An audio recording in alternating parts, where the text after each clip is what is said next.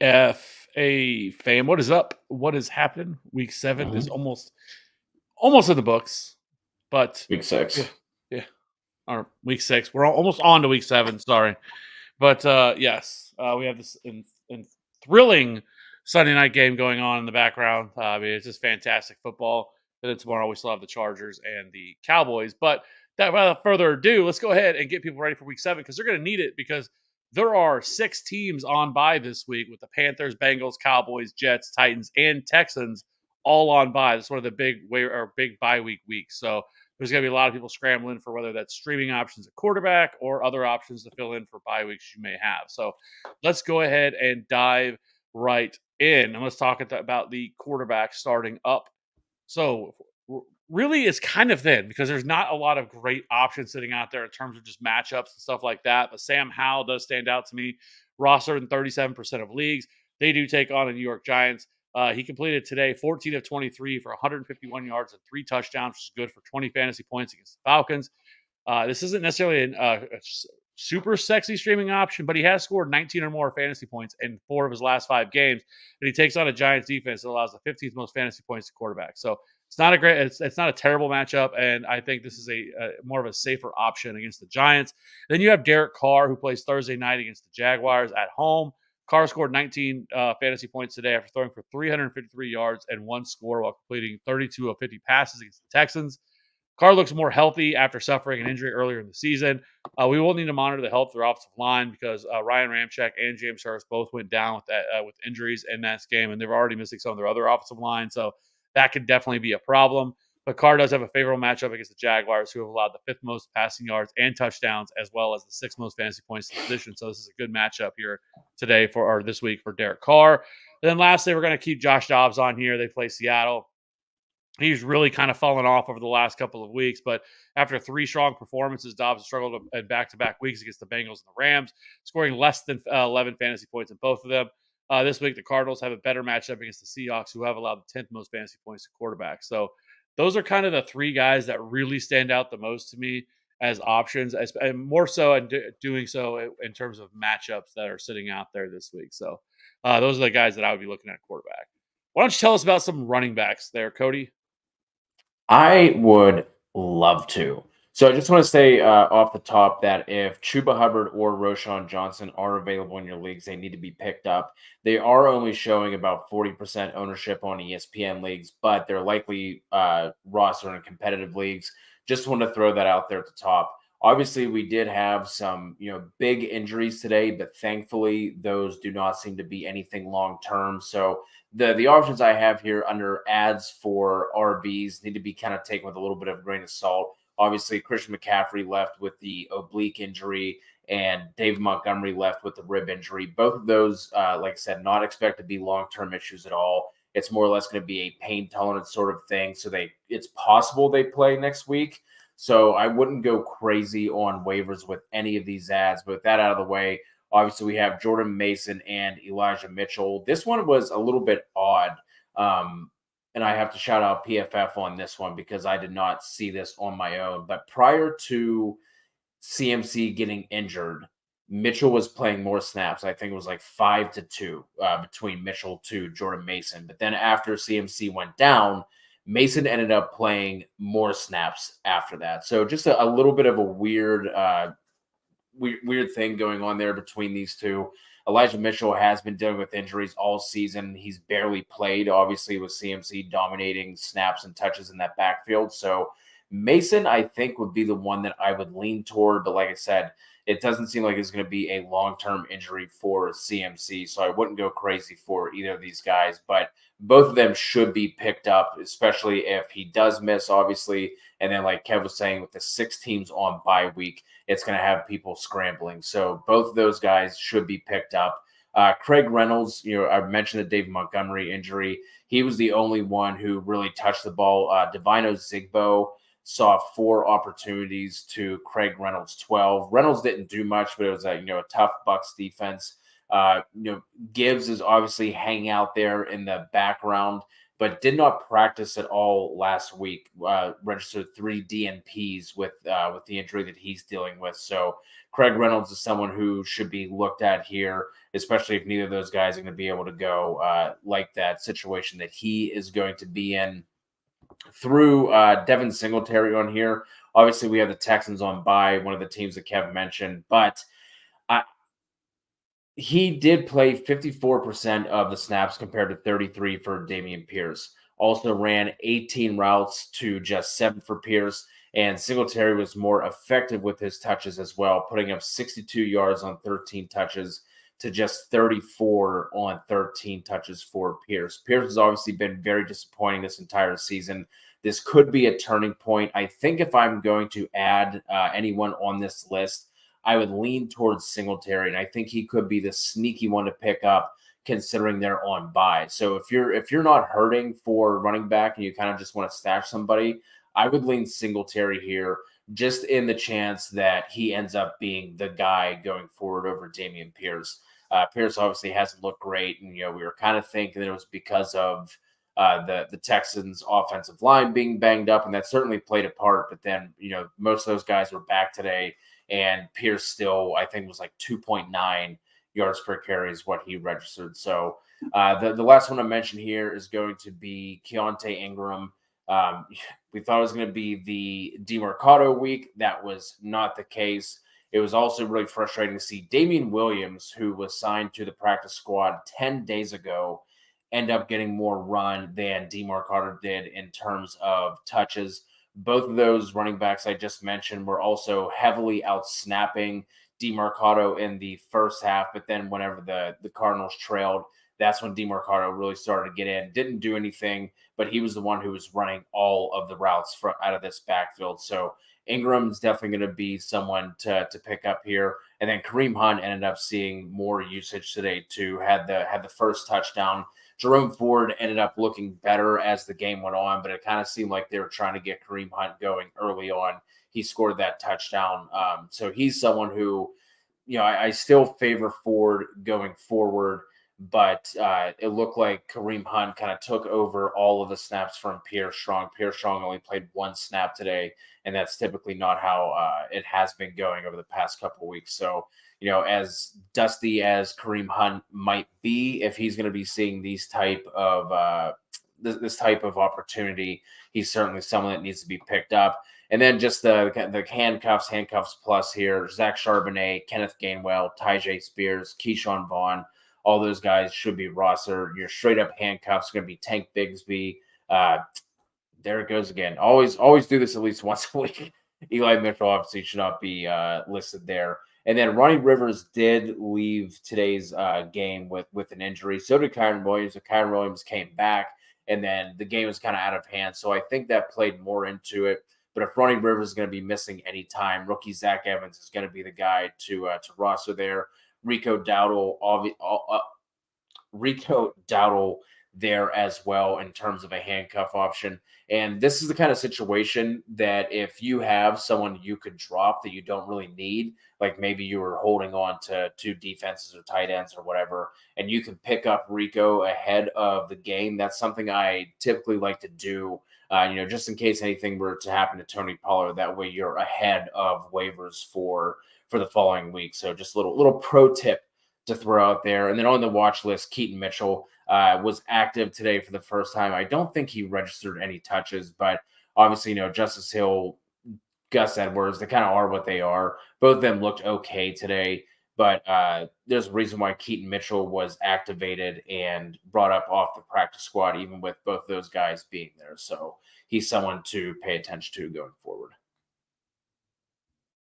Yeah, thankfully it wasn't a ugly day in terms of injuries. So I do agree. I sounds there's a good chance that both David Montgomery and Christian McCaffrey will be available to play next week. So I agree. I wouldn't go out spending a bunch of fab or anything like that on Elijah Mitchell or Jordan Mason or anything like that. But I do Yeah. think Jordan Mason would be the interesting one if you did have some room and you wanted to add somebody. He's the one that's way more widely available. So let's Yep. move over to wide receivers, and it's very similar to last week. So I know some of these guys aren't going to be, aren't going to be available for some. Some might be, but this depends on how things have went in your league. But Josh Downs, once again, I was surprised to only roster in 33% of leagues, but It wasn't a strong yardage day with only 21 receiving yards on 5 catches, but he did score a touchdown and was targeted 8 times as well. I think with Minshew starting rest of season due to possible season-ending surgery for Anthony Richardson, Downs I think will continue to operate as kind of a wide receiver 4, wide receiver 5 rest of season, especially in PPR formats. And then Curtis Samuel, somebody I talked about, somebody that I really wanted to play this week, had him as a top 36 wide receiver because of the matchup they had against the Falcons, and he came through with 4 catches on 4 targets for 42 yards and a score for 14 fantasy points. He has now scored 14 or more in 13 straight games. I'm not sure how much longer this will continue, but he deserves to be rostered in more than 34% of Yahoo leagues. I know that. So Curtis Samuel continues to be a strong option here and really kind of has taken away the role for Jahan Dotson for the most part. So Curtis Samuel is somebody that I want in the league, especially with all these bye weeks going on. Rashee Rice, continue to talk about him. If he even if he's not available, he's somebody I would be looking to actually going out and try to trade for. He is easily the best wide receiver in this offense for the Chiefs. He was targeted 4 more times this week, hauling in 4 of them for 72 yards. This week, the Chiefs have extremely favorable matchups over the next 3 weeks against the Chargers, Broncos, and Dolphins. And Justin Watson went down with a wrist injury and sounds like he's going to be out for multiple weeks. And so that just kind of I think it opens up snaps. He's somebody that played quite a bit of snaps for Rashee Rice to see the field even more. There's no reason Sky Moore should be seeing more snaps anyways than Rashee Rice anyways. So I think as the weeks go by, I think Rashee Rice can continue to get more involved. But I also think Kadarius Toney, if he's sitting out there, they continue to try to get him involved in different ways. But I think with another one of these wide receivers dropping out of the rotation, I think it's just going to open up more opportunity for some of these guys to see more volume than what they already were. And then Kendrick Bourne, once again, had another big game. He scored Bourne had his second 11-target day, hauling in 10 of those for 89 yards. His day is a bit misleading, though, because 7 of those 10 receptions came on the second to last drive of the game. But not sure I would trust this production. But with the Patriots dealing with so many injuries in their wide receiver room, Bourne, I think, could continue to be a decent target share within this offense and somebody that you could look at as like a flex option with bye weeks going on. And then Michael Wilson, it wasn't a huge day for him, but he did lead the team in receiving yards and has now had 50 or more receiving yards in 4 of his last 5 games. With 6 teams on bye this week, Wilson I think could have some flex appeal with the matchup against the Seahawks, who have allowed the 4th most fantasy points to wide receivers. So Michael Wilson is somebody you could be looking at. Rashid Shaheed, this is a tough one, but he's rostered in 32% of leagues. He had his best day since week 1. He hauled in two passes on 6 targets for 85 yards and a touchdown. He was also involved on the ground, adding 2 carries for 18 yards. I think Shaheed is going to be hard to trust due to his inconsistency and his overall usage that he sees. But the Saints would, I think, bode well to scheme ways to get him the ball in his hands, because I think he is one of the most dynamic playmakers they have, and it's been evident every time they've actually utilized him in the passing game. Now, some of it is because of the injury that Derek Carr had. I think limited what they were able to do, and now Derek Carr is looking a little bit more healthy. We could see Shaheed continue to have a bigger role in this offense. And I'm sorry, but Michael Thomas, I mean, he should be getting more opportunities than Michael Thomas does. Shaheed has flashed multiple times this year and is a pretty explosive playmaker. So I think they should be trying to scheme ways to get ball in his hands. So if he's sitting out there, I think he is definitely worth an ad. And then Wan'Dale Robinson, obviously they're playing right now, but he continues to work his way back. His usage is capped within this offense, but he should see probably 5 to 7 targets on a weekly basis. It could be a useful asset against the Commanders next week, who have really struggled to stop opposing wide receivers. So Wan'Dale Robinson only 17% rostered. And then kind of the same guys. I think Justin Ross would be a little bit more interesting now with Justin Watson going down, because he was kind of the vertical play threat. Ross is probably widely available sitting out there, but they've kind of slowly started to ramp him up a little bit and get him a little bit more involved. He did see an end zone target as well this last week. So if you're in a much deeper league and he happens to be sitting out there because he's done absolutely nothing, I do think that he is somebody that I would look at here as well as maybe a deeper league ad. So that being said, let's hit some tight ends. Couple of options for week 7 streamers at the tight end position. First, we're going to talk about Michael Mayer, who is starting to see his ascension in this offense. He has seen increased opportunities the past 2 weeks, and then this week ended up playing 57 snaps and ran 22 routes to just 24 snaps and 9 routes for Austin Hooper. Mayer also ended up leading the Raiders in receiving yards and was tied for the most receptions in this game. It's going to be harder to trust if Garoppolo is forced to miss time, but if he's going to see this type of involvement from a snap and routes run standpoint, he's certainly in the streaming discussion again with 6 teams on bye week and the tight end position just being a wasteland as it is. He's someone we definitely need to be paying attention to going forward. Logan Thomas going to be playing the Giants next week. He was obviously a huge disappointment. I really liked him. All the numbers were pointing to him having a big day. But when Sam Howell only drops back 23 times and 11 of those targets go to Terry McLaurin, there's not going to be much left for anyone else. But again, because of the bye week situation, the position at tight end, Logan Thomas is still going to be a solid option here for your streaming options in week 7. And then Luke Musgrave, they're going to be returning from their bye. He's constantly on the field for the Packers and running a ton of routes, so he's viable for that reason alone. And I'm throwing Trey McBride on here with a little asterisk. I think he's more of a watch. I don't think we really need to go after him this week, and I don't want to overreact to just 1 week. But it did seem like he was starting to take over from Ertz. He played 44 snaps today to 35 for Ertz. Ertz did run 3 more routes, but McBride had the bigger day, had more production on the same amount of targets. So this is something to be paying attention to going forward. And obviously, with the state of the Cardinals offense and the Cardinals team in general, this is a situation where we could potentially see Zach Ertz being traded because obviously he's not going to be doing anything long term for Arizona. So he's someone to pay attention to. And like obviously, if Ertz is out of the picture, it's going to be way more viable, but someone to pay attention to going forward to the tight end position. Yeah, it's ugly out in those tight end streets. I know that. It is.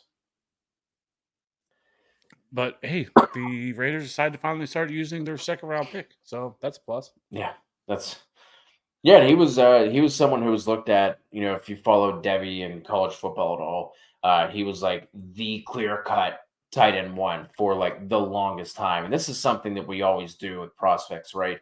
Guys we've been talking about forever. It's like we get bored of them, and then we start propping up other guys. Now, obviously, this tight end class has been fantastic, but Michael Mayer is definitely someone to pay attention to going forward.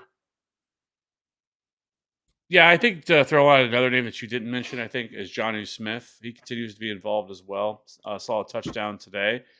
And I know but he has seen a really healthy target share within this offense. And the surprising thing I'll say with the Falcons, they're actually throwing the ball a lot more. They've had, I think, over 35 pass attempts in 3 of their last 4 games. Like they're starting to really throw the ball. Like this isn't what we saw last year where it was really low volume.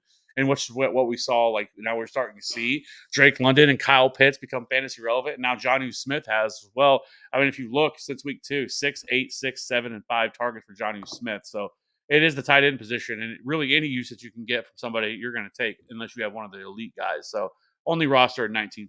So I did want to throw out Johnny Smith as well. He's sitting out there pretty widely available and this week. So a couple questions I saw in here: Smokey the Cat, trade Allen and Jacobs for Chase. I have Burrow 1 quarterback lead.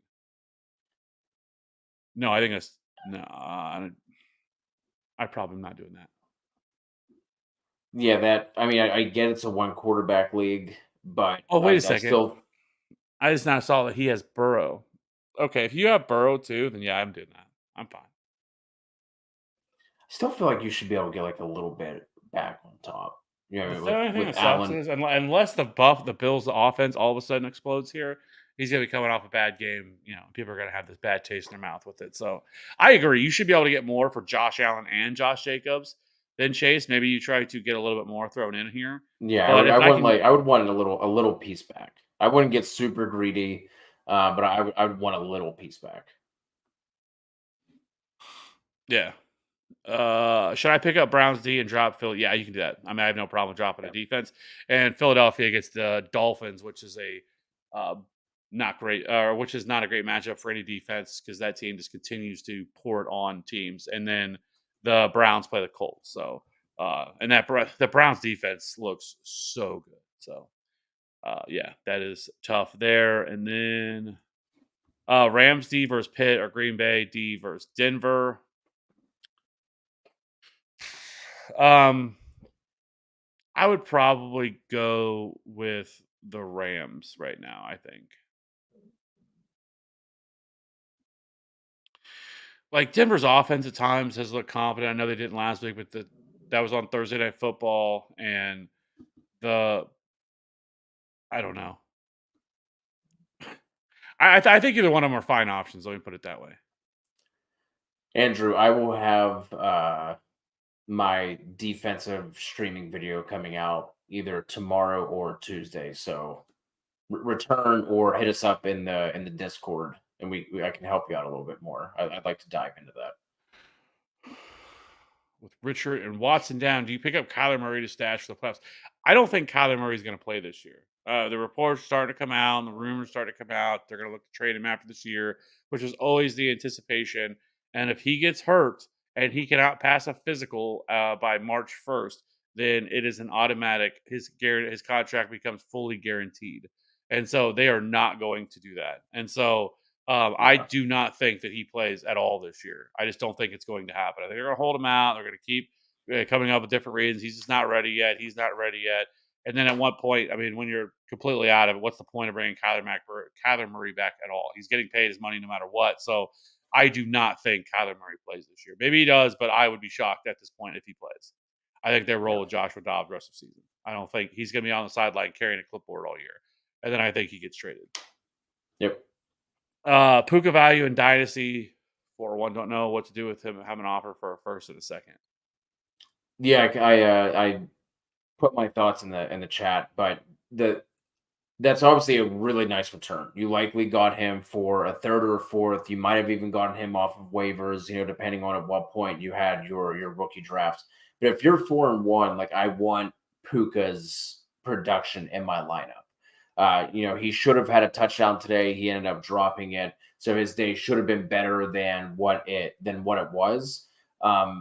That would also depend if you could take that first and a second and then flip it for something else. If you're sitting at 4-1, I want to be making a push for the playoffs and not taking away from my team. So the only way I'm going to do that is if I could then take that first and second, flip it, and get something else in value that's maybe a little bit higher than Puka. But to try and get higher than Puka's production is going to be difficult. So that's only a move I am doing if I know I can then make a subsequent move. Because like I said, if you're sitting at 4-1, you don't want to be losing that production. You want to be going after the playoffs and making a push.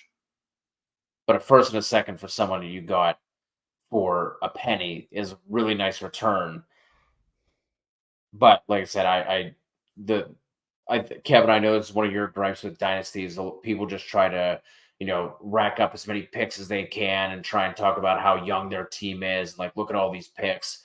The point of dynasty is still to win at some point, right? So if you're sitting at 4-1, I don't want to lose that production, like I said, unless you can take that and flip it and end up making like a profit, so to speak, on Puka.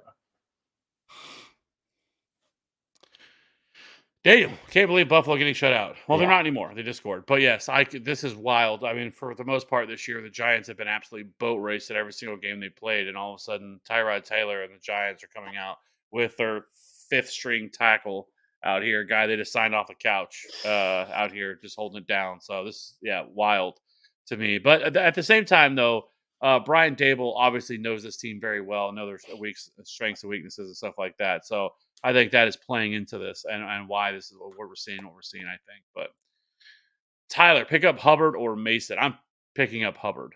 I don't think this is a long term thing, like I've said with Mason, or with CMC. So I think Mason's a nice stash in event something were to happen, like he enters the handcuff conversation. But Hubbard, I think, as well as he's played, and like this is even before Miles Sanders got hurt. I think there's a real scenario that Chuba Hubbard could actually overtake Miles Sanders as a starting running back for this team. And Sanders, I still think it's going to be a split no matter what. Like, I don't think this is going to be where Chuba Hubbard sees 70% of the opportunities or something like that. But I think it could get a little bit more where Chuba Hubbard becomes more of a flex option where you could actually start playing him with a Yeah. little bit more frequency. What to do with Moss? I'm trading him. If I can, I know Zach Moss continues to find a way to be relevant. Like he scored a touchdown. I think he had 6 catches today.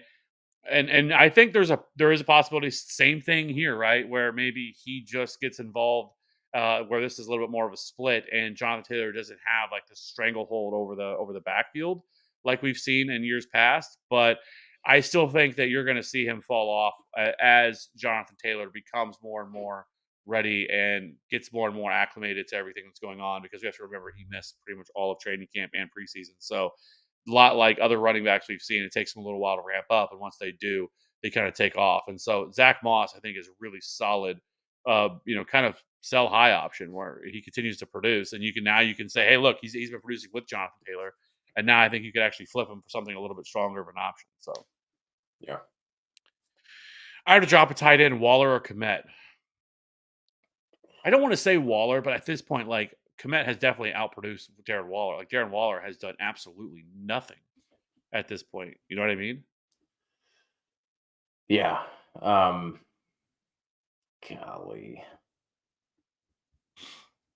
Flip a coin. I would probably drop probably be Komet, I guess, just with without knowing what's going to happen with Justin Fields. Um, but on the flip side of that, you could say that there's potentially more passing volume that would go around because Tyson Bagent isn't going to have as many rush attempts as Justin Fields. But I think it would be Komet with Justin Fields probably missing. I would assume at least a week with a dislocated thumb on his throwing hand. Yeah, it's really going to depend too if there's any ligament damage in there, because if there is, then he would likely miss weeks, not just a couple of, and the bag net experience, I guess, is what we're about to see if he is out. So that'll be fun.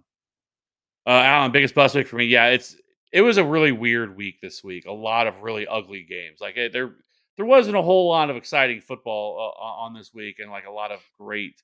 I think a lot of studs really failed and didn't do well. There was some that we all expected, like Raheem Mostert and Kyron Williams. We knew were in really good spots that came through, but a lot of a lot of quarterbacks. Even like Patrick Mahomes didn't have a great week. Jalen Hurts was fine, but he did have 3 interceptions, and then now Josh Allen is getting embarrassed. So, yeah, it's kind of a gross week this week. So, um,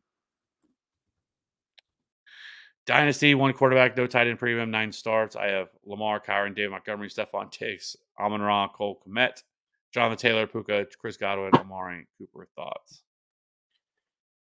Yeah, that's a really strong team. Obviously, once Jonathan Taylor gets up and going, that's going to make that team even better. So my thoughts still are the same, right? Like I don't want to lose that production, and all it takes is one injury, and now all of a sudden, like Puka isn't necessarily just like a luxury that you have just like chilling on your bench, right? So I would still want to hold him. I would be looking for if you're going to be trading him for a player, I want a player that's at least worth a first because I think that's what Puka has put himself into now with what he has done. Like I said, the box score doesn't look good for Puka, but he did have a touchdown he should have caught. Would have been a difficult catch, but he did have it.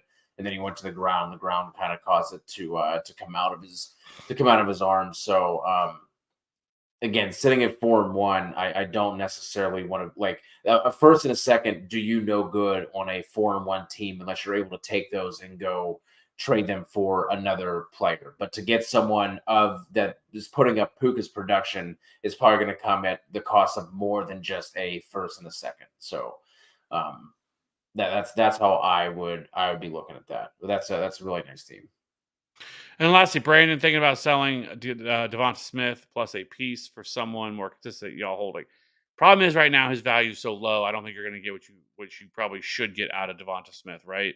It's just been outside of that first week or two, like he hasn't done anything. It's been all AJ Brown and now even Dallas Goddard. So I think better days are ahead for Devonta Smith, and maybe that's when you strike to sell. Like you never want to sell somebody at their lowest value, and so that's kind of where they stand now. So I think you could, but this isn't the time to do it. I think you wait. Again, this Eagles offense continues to not look great. Like it hasn't looked super explosive. They are 5-1, picked up a win, but it just hasn't been great for them. So I do think there's better days ahead though for this offense, and that's when I would maybe look to sell.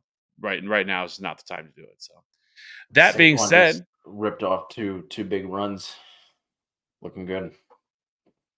Saquon, Yep, two big runs in a row.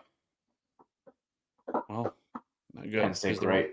the running back position is a dumpster fire. So anyway, all right. Let's go ahead and get out of here. I hope everybody has a good week, rest of the weekend. Well, at this point, as everybody has a good week. like there's a couple hours left. I hope everybody has a good week. We'll be back again for a lot more content this week, per usual. Rankings should have a buy sell video this week. Should have defensive streamers, and then we'll go live again Wednesday night as we always do, and then Thursday for DFS. So we'll see everybody. Be sure to hit that like, subscribe button if you haven't. We really appreciate it. We'll see you on the next one. Bye bye.